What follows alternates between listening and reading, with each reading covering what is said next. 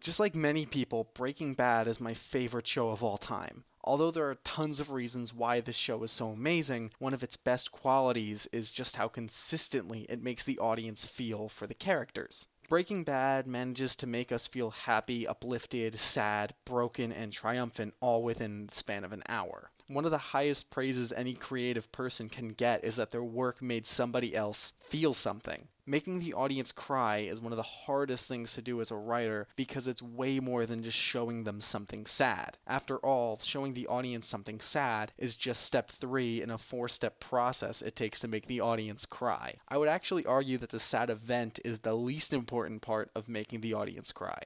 Step 1. Making likable characters. Making likable characters is the bedrock of any great moment of your story. Every emotional high that you want the audience to feel will be all the better if the audience likes the characters. In Breaking Bad, we have secondary main character Jesse Pinkman. You forgot something! Yeah! You forgot your ice trays!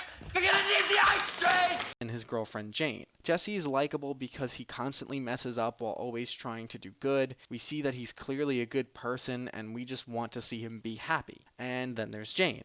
Jane is a recovering drug addict who becomes the first relationship that we see for Jesse. The audience can tell that this is the first girl that Jesse really cares about and that she makes him happy. So the audience likes Jane because Jane makes Jesse happy. Since Jane makes Jesse happy, we want to see the relationship flourish. The biggest aspect of these characters that make them so likable is that they're good people but flawed. Everybody has flaws, so by making characters good people with flaws, the audience can relate to them because they see some of themselves within the characters. Step 2. Give the audience hope. This is when you give the audience a glimpse of exactly what they want to see, before you heartlessly stomp their happiness into the ground.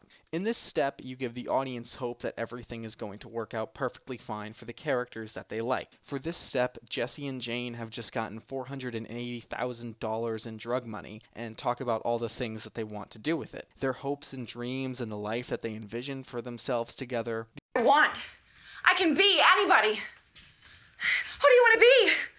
Where do you want to go? South America? Europe? Australia? Is New Zealand part of Australia? New Zealand is New Zealand. Right on.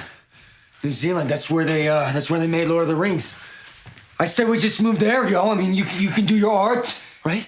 Like you can paint like the local castles and shit, and I can be a bush pilot. New Zealand, I can get behind that. But I guess I'm good anywhere, as long as it's the two of us. The audience sees this and desperately wants to see all of that unfold. We want to see Jesse and Jane get clean, we want to see them live a happy life together, and we want to see them go to New Zealand. The best way to pull off step 2 is to give the audience details that will foreshadow a best-case scenario event for the characters, even though you, as the writer, know that that scenario will never happen. Because you're a dick. Step 3. Show the audience something sad. This step is pretty simple. Show the audience something sad. For Breaking Bad, Jesse and Jane decide to do all their heroin and then never spend a dime on the stuff ever again. Doing all the heroin leads to Jane overdosing and dying, which is sad. What you actually do with step 3 is surprisingly unimportant so long as you have the other 3 steps done well. Step 4, the reactions. Step 4 is when you really get the tears flowing. This is when you show the reactions from the other characters to the sad event. What is important is not that the audience sees Jane dying, but more so that the audience sees Walt can totally save her, but doesn't. You can read Walt's mind just from his expressions. He wants to save Jane because it's the moral thing to do, but he's also afraid that Jane is bad for Jesse and will lead him down the path of a crippling drug addiction. He also sees Jane as an obstacle in his own life, as well as someone who challenged his ego.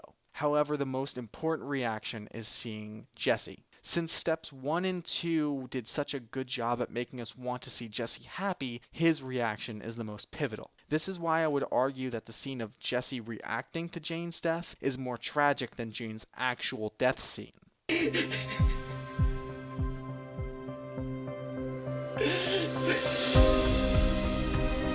Also, the scene in which Jesse collapses into Walt's arms and for the first time talks about Jane's death to someone that's close to him. I killed her. I killed her and it was me. I got her back up. Jesse, look at me. Look at me. You didn't kill anybody.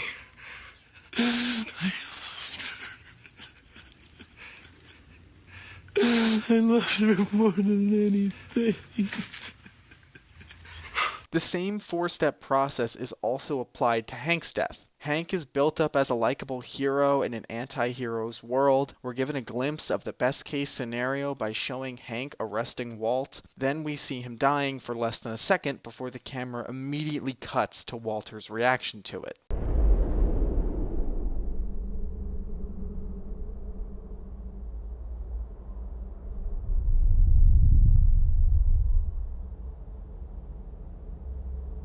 When utilized properly, this four-step process will have a visceral reaction among the audience. I cannot emphasize just how unimportant the actual sad event is. It can literally be the most inconsequential event imaginable, and so long as the other three steps are done well, you can make even the most hardened of audience members cry uncontrollably. To prove this, we're going to do a little thought experiment. I'm going to give you two scenarios, and you need to tell me which one is sadder. Option A: billions of innocent people die.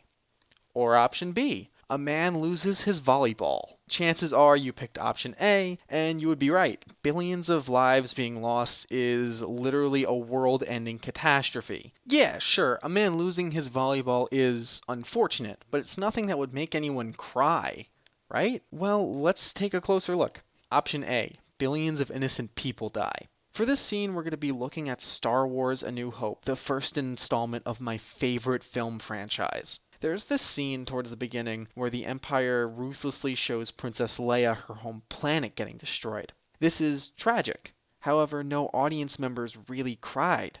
But why not? Billions of innocent lives getting destroyed is way more devastating than one girl overdosing. So why doesn't the audience cry? Well, let's take a look at our four steps. This scene fails at step 1 because we never really got to see anybody on the planet who died. Since the audience is never shown these people, we don't feel attached to them. Also, this is the first scene that Leia gets a major speaking role, so the audience doesn't really care about her yet either. The scene also fails at step 2 because there's never really any hope shown to us. And yeah, step 3, they get a check. Seeing a planet getting destroyed is really sad. But then the scene also fails at step 4 because immediately after the planet gets destroyed, the scene ends and we're shown Luke training. This scene isn't a bad scene by any means. It's more about showing the strength of the Empire than it is about making you cry. But I'm just using this as an example to show off that having a sad scene isn't necessarily enough to make the audience cry. Now, option B: a man loses his volleyball. You might be saying that this will never ever make anyone cry, and to prove you wrong, we need to go to Tom Hanks' Castaway. Tom Hanks is on a plane that goes down, leaving him stranded on an island completely by himself for 4 years. The only friend that he has is a volleyball that he paints a face on and names Wilson. For the 4 years, we see him talking to Wilson, sharing meals with him. Together, they plan on escaping by building a boat. Now it's built up to the audience that Tom Hanks and Wilson can get off the island together. And then all seems to be going well until Wilson falls off the boat and we're shown this. Wilson! Wilson!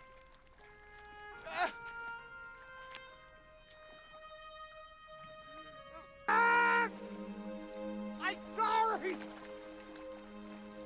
I'm sorry, Wilson! Wilson, I'm sorry! I'm sorry! Wilson!